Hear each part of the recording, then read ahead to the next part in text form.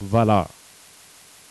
Et après ça, les autres, je vais les déduire, comme on fait pour la sin ou la cos, c'est-à-dire, je vais lui additionner sa période à chaque fois, jusqu'à temps, comme Jeanne disait, ben, si je suis dans un intervalle donné, jusqu'à temps que j'atteigne ma borne supérieure. Sinon, ben, je mets un ensemble avec, j'utilise la variable n qui fait partie des entiers. Donc, si on a tangente, ben, on cherche dans un premier temps à avoir tangente, parenthèse, b, parenthèse x moins h, égale une quantité. Ça, c'est comme la sin puis la cos. On emmène ça jusque-là. Puis, on trouve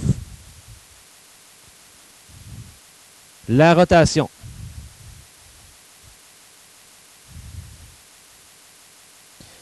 C'est comme la sin et la cos. Ma rotation peut être évidente si jamais c'est une valeur remarquable. Puis en passant des valeurs remarquables pour le tangente, il y en a pas mal moins que pour le sin puis le cos. Les valeurs remarquables du tangente, là, j'ai racine de 3 sur 3, 1, racine de 3. Puis là, vous les avez négatives, mais c'est les 3 seules valeurs que j'ai. Oui, à bout.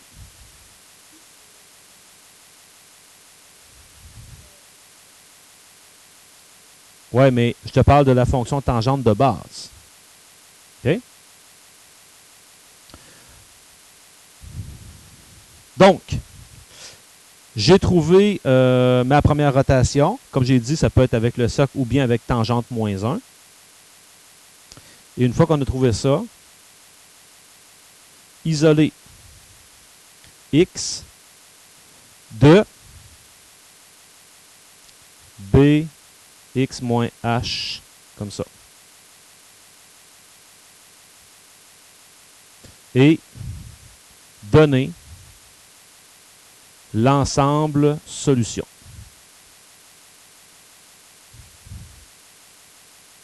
Donc, imaginons qu'on nous demande de solutionner cette équation-là. Pour Bilal et pour les autres, des fois, ça se pourrait que d'avoir une représentation du phénomène, que ça puisse m'aider. Ça prendra encore plus de sens lorsqu'on arrivera dans les inéquations. Alors, pour les équations, ce n'est pas si nécessaire que ça. Mais ça peut m'aider à comprendre la situation. Alors, j'ai ici 3 tangentes de 2x moins 4 égale 2. Alors, si jamais je voulais faire le travail que j'ai fait là pour vous, je sortirais mes paramètres. A vaut 3, B vaut 2, H, il n'y en a pas, 0, et K vaut moins 2. Moins 4, pardon. Pour bâtir ma table de valeurs, j'aurai également besoin de ma période. Période pour une tangente, c'est pi sur b en valeur absolue. Dans ce cas ici, ça va faire pi sur 2. Je pourrais, parce qu'on a vu ensemble qu'il existe une façon de trouver ma première asymptote, même si j'ai un déphasage. Ma première asymptote, on peut se rappeler facilement comme ça qu'elle est en plein milieu du demi-cycle. C'est ça qui se passe. Prenez un cycle, okay, coupez ça en deux, là, puis ramenez ça de l'autre bord, là, votre asymptote est là. En fait, l'asymptote, c'est quoi? Ça va être l'ensemble des x qui est égal à, je prends le milieu de la période, je lui additionne h, parce que ça se peut que j'aille un déphasage. Puis après ça, les autres asymptotes vont être où? Ben, chaque asymptote sont séparés d'une période. Donc, plus np, n éléments des entiers. Donc, dans notre cas à nous ici,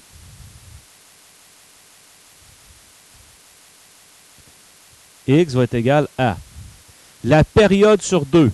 Donc, pi sur 2 sur 2, ça va faire pi sur 4. plus n pi sur 2. N éléments des entiers.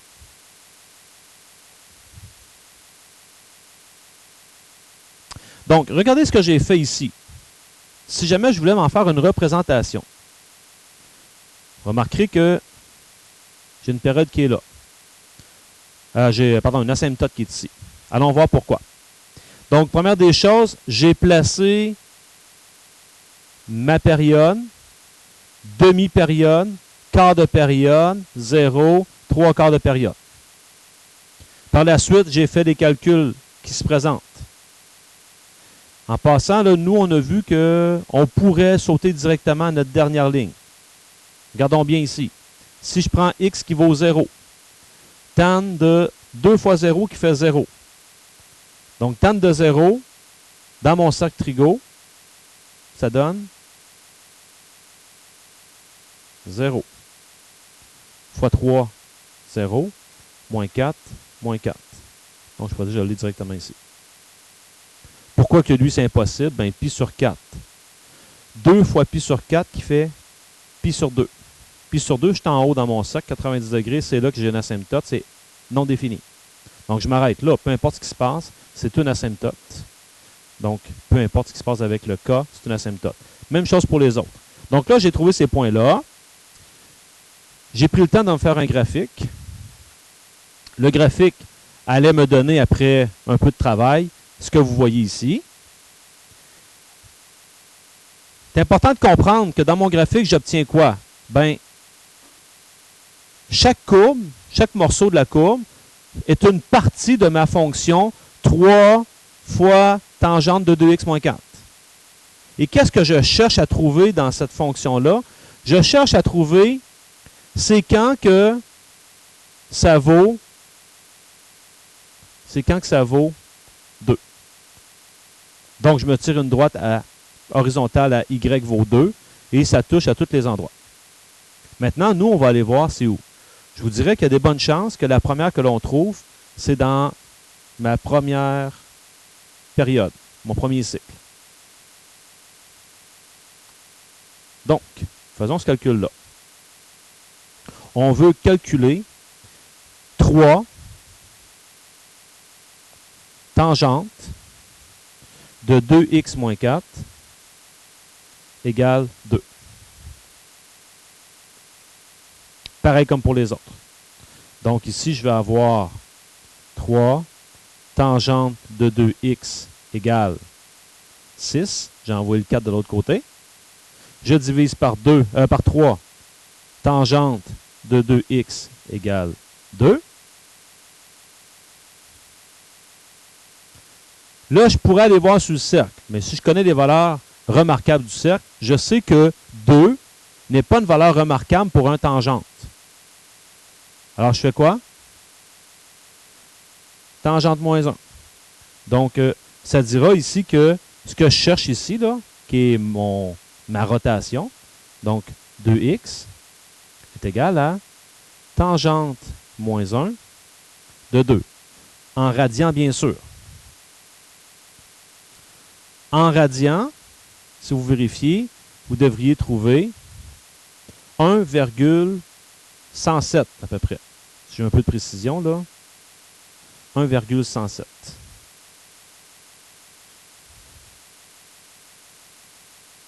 Divisé par 2, donc x égale 0,5535. 36, merci. 36.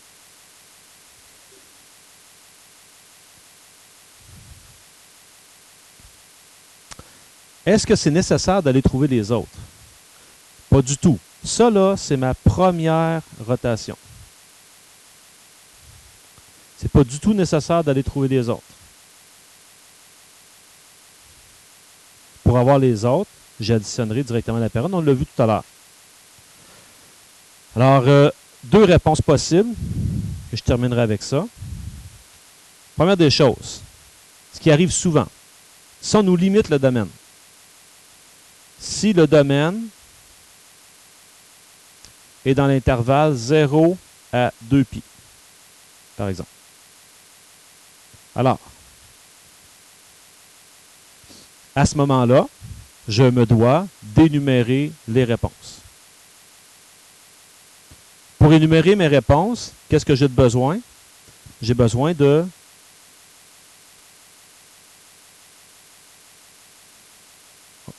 Merci. J'ai besoin du premier plus la période.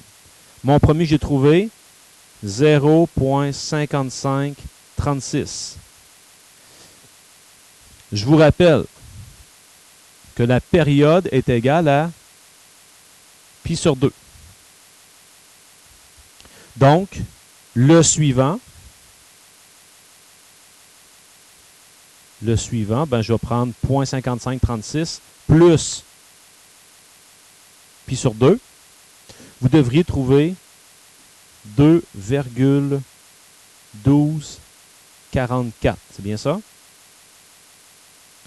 Et je continue comme ça. Je vais obtenir 3,6952.